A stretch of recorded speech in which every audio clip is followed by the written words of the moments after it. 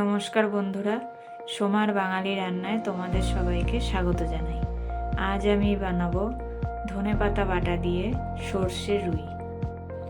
প্রথমে মাছে নুন হলুদ মাখিয়ে নিয়েছি।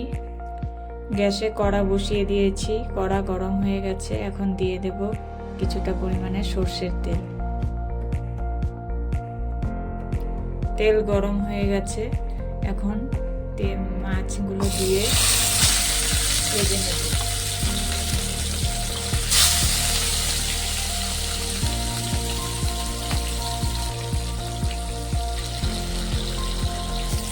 মাছ ভাজা হয়ে গেছে, এখন নামিয়ে নেব।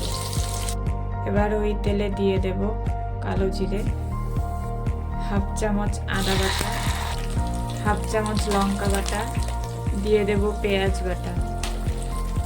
একটা পেঁয়াজকে বেটে রেখেছিলাম। ভালো করে নেড়ে চেড়ে এখন নুন হলুদ দিয়ে দেব 1 চামচ নুন, 1 চামচ হলুদ গুঁড়ো। মশলাটাকে ভালো করে ভেজে নেব। মশলাটা ভালো করে ভাজা হয়ে গেছে, এখন দিয়ে দেব বেটে রাখা সর্ষে। সর্ষে দিয়ে ভালো করে কষিয়ে নেব। এখন দিয়ে দেব কেটে রাখা টমেটো। টমেটোটা দিয়ে দিলাম।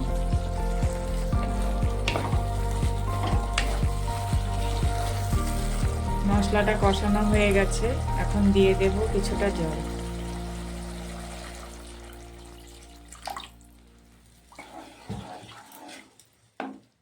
ঝোলটা ফুটে উঠেছে, এখন দিয়ে দেব ভেজে রাখা রুই মাছ।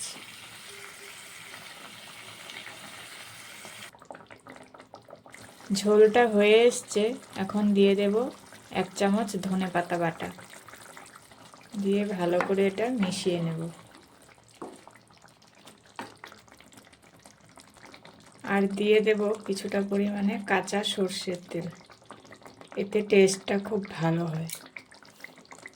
তৈরি হয়ে গেল ধনেপাতা বাটা দিয়ে সর্ষে রুই।